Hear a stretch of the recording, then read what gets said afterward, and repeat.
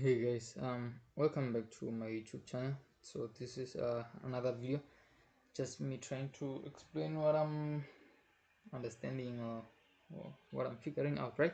So basically, now this video will be based on operating system, the whole of operating system and its operation, right? So um, the way I will do it is not explain one bit, but then kind of explain everything, since everything interconnect. That will be meaning the operation of the CPU, the access of memory, uh, the utilization of the CPU, and also will be having scheduling of the CPU and all those other processes, right? So what I want you to think of it as is we have what you call an OS here, right? Which is your operating system. Now this operating system is the one that connects your program and your hardware, which is your CPU, right? Let me just this is your app, and then this is your hardware. So app, or you can call it basically the most suitable way is you can just call it a software, but then even an OS is a software, so let's just call it a software.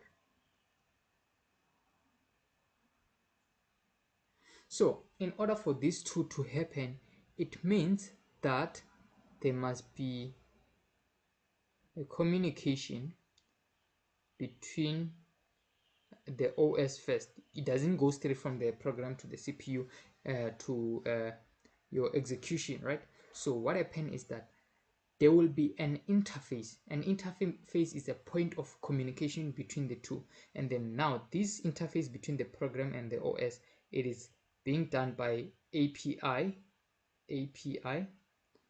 or what you know as calls, system calls, or function. That is your point of interaction, which is the interface between the program and OS. Now the interface, it's more of seeing the place where everything is happening, that communication is happening. But then since this thing is kind of logical, yeah, it is like that, right? Now let's talk about the interface which happens between the OS and the CPU. That will be your kernel. Your kernel is the one which provides the interface between the OS and the CPU. So basically when you run your program, right, whatever operation you are operating, it will call a certain function, and then that function will be called in a manner that it will talk to an OS and say, can you speak on the CPU on my behalf to do 1, 2, 3? Because I cannot talk to the CPU. It's more like a translation. If you are an English speaking person and a Russian person, you need that interpreter is very important. There's no way you're going to kind of talk, because what are you going to say, right? So that's the first part. Now the thing is, this thing can be expanded in a way that we are trying to understand what's happening in this communication. So let's say, for example, let me just let me just erase everything here. So let's try to understand from the beginning. You turn on your laptop, right? And then now you want to run a program, because that's the main thing, the program, right? Now you have your program before the state of running. You just have your program, and then that program will have two states, will have two states, right? It will have a passive and active, and it will be an passive entity or an active entity. Now when it is a passive entity, it is when that program is just sitting, you haven't clicked it. But then when it is in active entity, it's when you run it, and then when you run it, it becomes a process, right? It becomes a process. If I may, let me just push this aside to kind of explain it more, right? Just let's decrease this size and then pull it aside, right? And proceed with our process. Now, in order for us to have a process, it means that a process will be having the following thing. Let's say you have a RAM. This is your RAM. And then this is your CPU chip. And then you'll be having let's call this an SSD. So basically what will happen is your SSD will be having a program, and when you double click that program, its content will be then loaded to a RAM so that they can be accessed faster by what? By the CPU, right? That's what happened. But then in order for that program to be executed, in order for it to be a process, it must have the following prospectus, right? It must have things like let's not talk about, yes, it must have a counter, but then that's already there in the CPU, right? But then the other important part is it must have a data. A data contains what? It contains what you call the global variable. And then what are the global variable? So think of it as if like maybe you are running a Word, Microsoft Word program, right? That program comes with its pre-built settings, you know, increase size, increase font, change paragraph. Those are the global variables, which are the settings. Those are what are in the data, right? You can't run a process without those things. But it means that let's make that data part as let's see as this color, meaning that that RAM will have data, and then after that it must also have what you call your heap. So while you are running that Microsoft Word, so what will happen is that there are many changes that you'll be doing to that document, right? While you are doing those changes, it means that you must save those changes and update them, right? So basically that's where when you start creating that document, a memory must be dynamically allocated to your RAM, right? It's more like hey, just reserve a space for me because I'm going to be done with this job, and then I'll need to save it there, right? And then after that you must also have what you call a stack frame, right? So a CPU also has like a dedicated it is not a kind of I won't say it is an exact situation, but just picture it in this way. So a stack, this is your stack.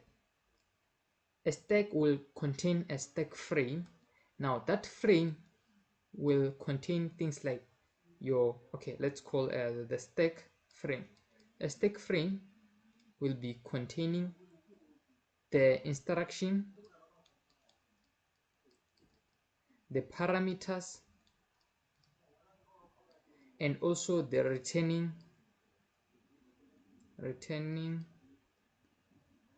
and are the value, right? So basically it's like when you run that program and you are editing, right? So when you are editing, it means that system calls will happen, and then when system calls happen is that those system calls will be containing the parameters of, just like how programming work, when you pass parameters around in order for that other function to work. It means that parameters, it will be the values which are being manipulated, therefore they will be saved and updated, right? and also there's the instruction of like what to do, right? You must save them, update them, right? But then you must understand that each and every function, when it's done, it must return to whatever it was doing. So basically, how a CPU work with a program, right? It will execute a program and run it. There will be a moment where a program can't continue running because there is a function that must be done, right? It means that that program will stop now, and then when that program stops, it will wait for the function to be done, and after that function to be done, this value here, it's very important. This value here, the stack frame, is important because after that function is done, it tells it return to that certain thing that you were doing, right? I think now I've explained what the process is all about, right? So process, it's an uh, let me just it's a program in execution. It's a program in execution. So let's proceed to a program that is in execution. Since I said process is a program, let's call it a process, a program in execution. So a program, in order for it to work, it must know the following things, right? It must know the file name, right?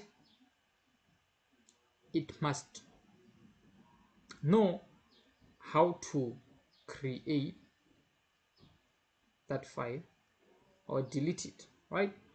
It must know also error handling. Therefore, it means that when error happens within that file, whatever error that may be, it must show maybe a message of, okay, there's an error of 1 2 3. If possible, it will terminate it, right? Other than error handling, it must know how to enter a loop of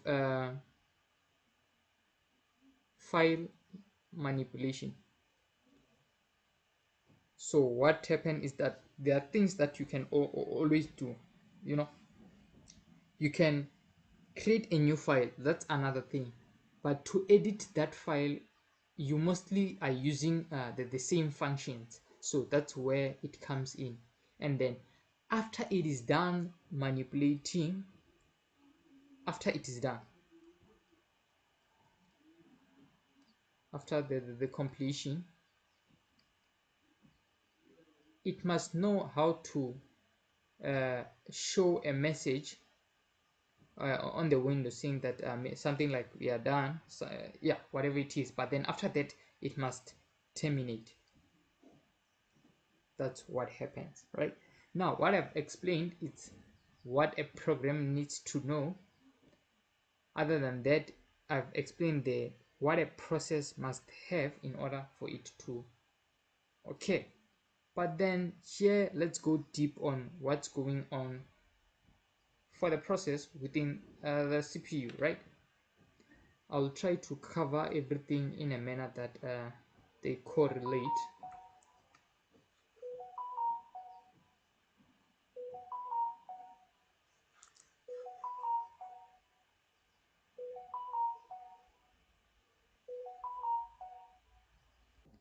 Let's just say in what happened is that this process, which is a program in running, right? It wants to run another program, right? Or another process. It means that it's a process on top of a process. But the thing is, a CPU can run multiple processes at a time.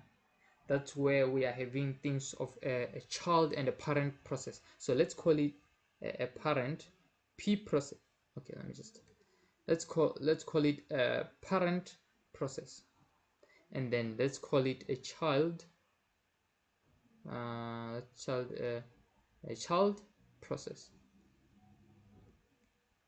So this is where it enter a stage of let's use the one that I got from the notes, right? We have the method fork, we have the method execute, and also we have the yeah, those are the two methods we have. And then we have a state of waiting, and whatever another method we have. So what happens is that these two processes are happening.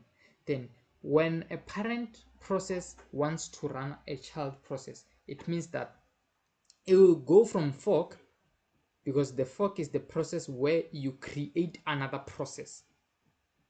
This child process is your fork, even that other process is your fork. But then a child process occur when that process is within a function execute. So when an execute happens, it means that a child process will run, and then the parent process will be in an execution stage, right? And then in order for a parent to run, it means that a child now must do what? Must exit. So okay, let's have a drawing about this thing. You're having a fork here. This fork will create a parent. It will create a parent process. But then it also, if this parent wants to create another process, it's still a fork, and then execution of that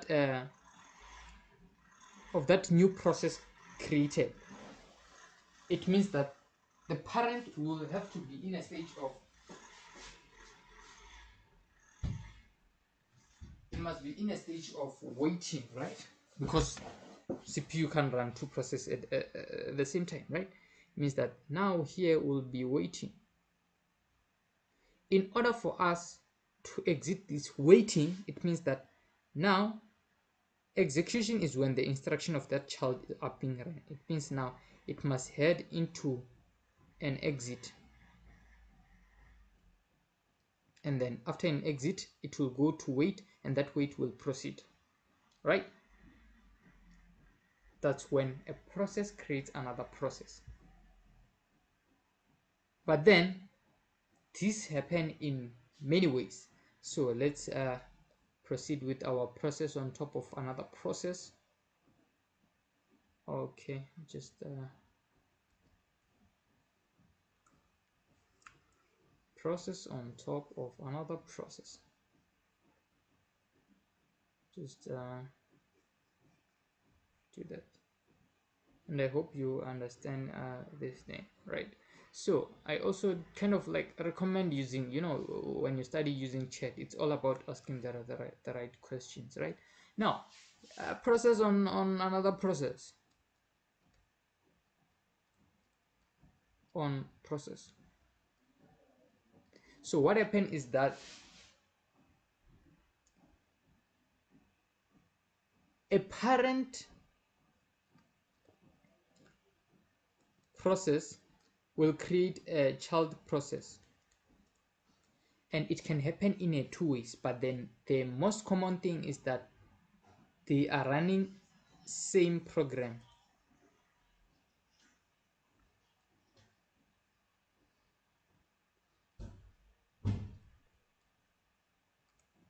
While they are running same program, they can either do one of the two: share resource, or have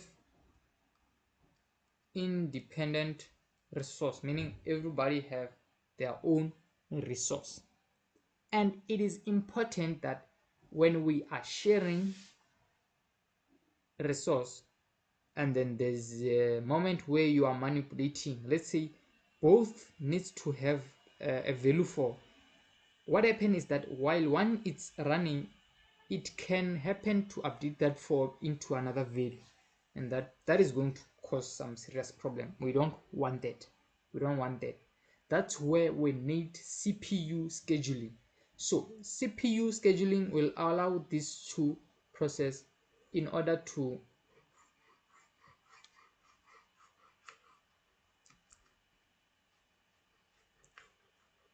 since it's two processes occurring here. Now when we have CPU scheduling, it means that CPU scheduling,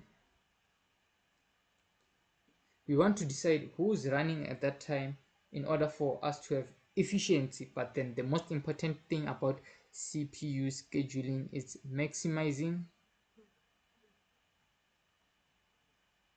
synchronization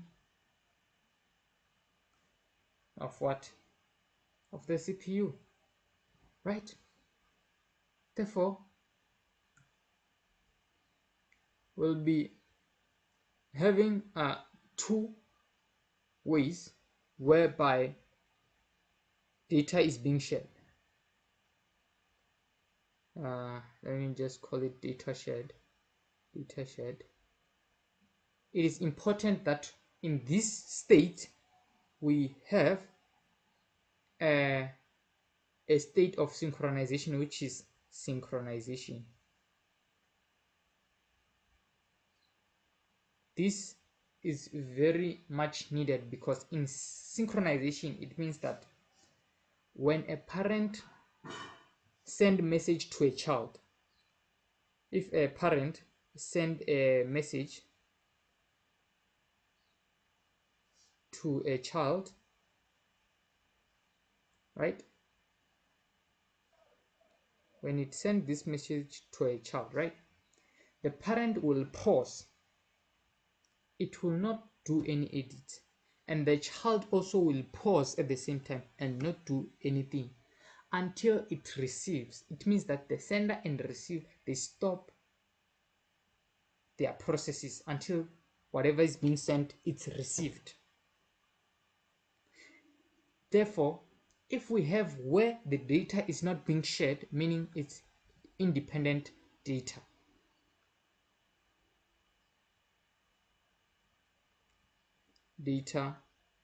or resource,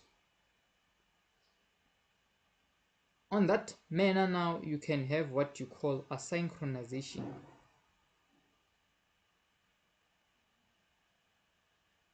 Meaning that when a parent sends a message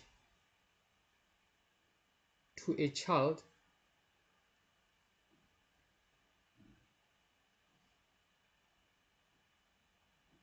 we don't wait. You send that message and proceed. Let's say maybe you send a certain parameter. Obviously, the parent will still have that parameters also. That parent can update it. Think of it as you are having an input, and that input is a certain name. Maybe you have a John, and that John has to also be validated. Is John in the list? You find out that that John now is updated on the parent, but then child has John, and then now you have to compare, and it becomes false, right? But then the thing is, now we don't care about synchronization because a child and a process, they don't have to share that John name. That the parent have to receive the John name, the child has to receive the John name as an input, right? You see, therefore we are not having a conflict. But the thing is a matter of, it's not a matter of like you don't need synchronization. Synchronization is needed, but then it's a matter of if a scenario of like it is expensive to synchronize, it would be a matter of we don't need to do that because we don't share data, you know. But then synchronization is still important. Now when you have your synchronization there, you have a blocking. state, and then this is a non-blocking, right? Because it blocks the process in order for the changes or whatever message is sent, it's received. And then here it is non-blocking because it doesn't block. You send and conclude with your process at the same time.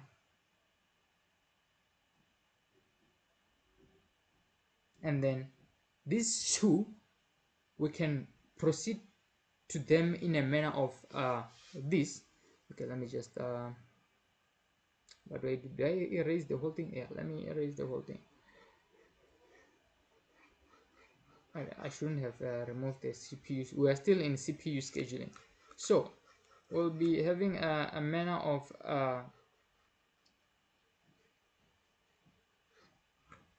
since I talked about synchronization and synchronization, I'm still concluding there, but then we are talking about the types of processing, right?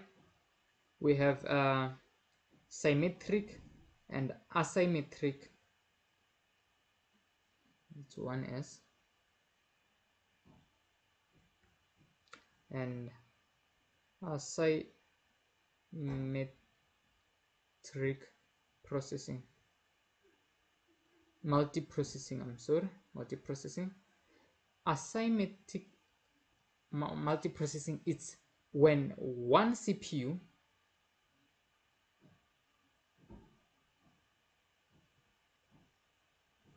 is a master. And what we love about this is when you have resource sharing or data sharing, that one master processor, it's responsible in terms of decisions.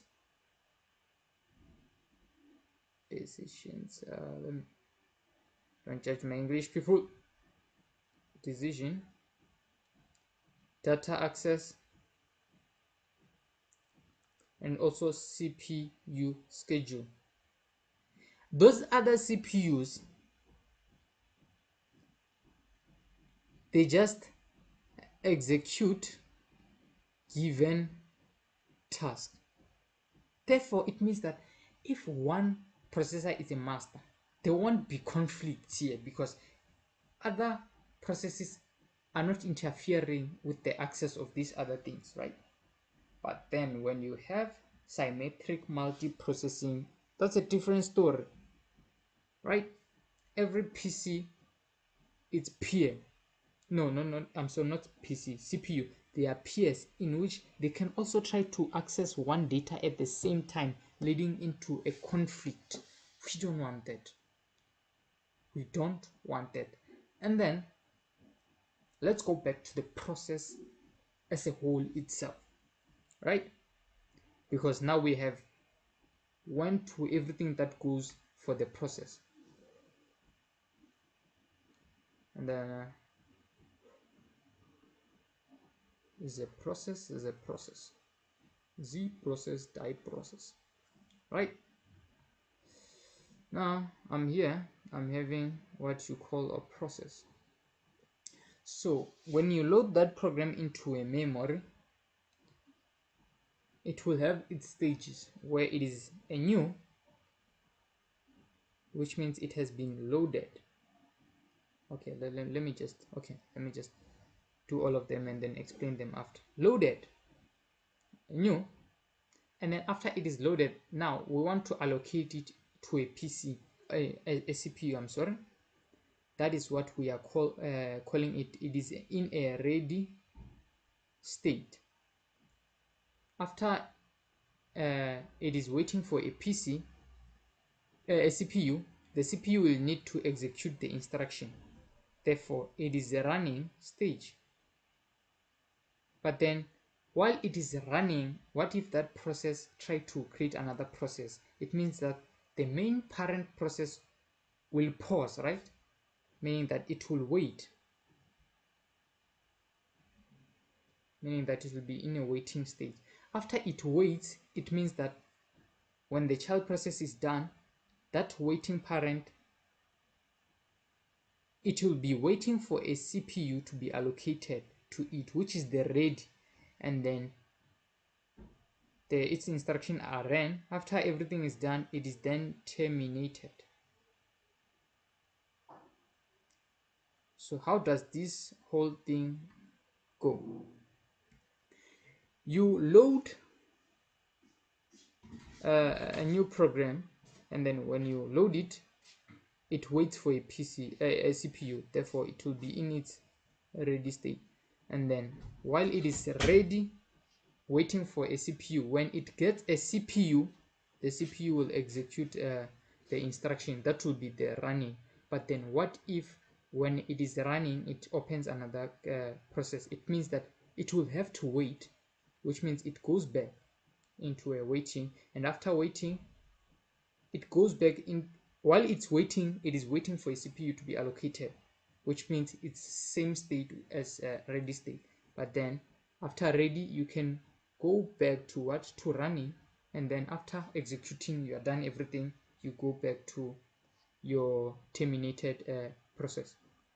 So you load here, you wait for CPU, you get CPU which is executing, and that CPU can tell you to wait, and then you wait to be allocated to the CPU again, it execute, and then you are done. You are effectively done with the whole process, right? And then I think that's everything about the operating system. I don't think there's anything left. So if I was to start again, it's a program is trying to execute, it is then loaded, and then when it is loaded, it means that there should be a communication between the program and the hardware, which is the CPU, and then that is being done by what? That is being done by the operating system, and there should be an interface between operating system and the program, and that interface, it is what is known as API, the function called by the system, right? And then the interface between the OS and the CPU, it is what you call the kernel. So in order for that process to happen, it means that it must have its data, it must have the counter to iterate instruction, it must have a stack which will have a stack frame. That stack frame will be containing what? It will be containing function calls, right? And then you must also have a heap. A heap is a dynamically allocated memory that will mostly kind of hold the final value, right? And then from there we are having that process running. It has new or waiting, and then one thing that I love about this is everything interconnects, is that when you have the new, I'm sorry, when you have a new, and then you go into ready, and you go to wait, and then you go into what you call running. Wait is caused by parent child process. When you have running here, it means that we must have CPU scheduling to switch between the processes, right? Ready, it means that now we are waiting for a CPU, but then while it's running, we must also have synchronization. And then when the CPU is working, also it can also be a matter of asymmetric or symmetric, meaning that in a CPU there are many cores which can run a process. They can run them at the same time, or there will be one who will be a master. Right, now let's pass that. That's everything that I have done. Now we are looking into a moment where a CPU is running. A moment where a CPU is running. We are done with those process. Now let's move to that CPU running, guys. It's not in a marathon. It's not in a marathon. CPU running. So when a CPU it is then running, this is how it happened. You start a process. It means that that process, when it runs, it will either have a CPU burst or an IO burst. Now, when we talk about burst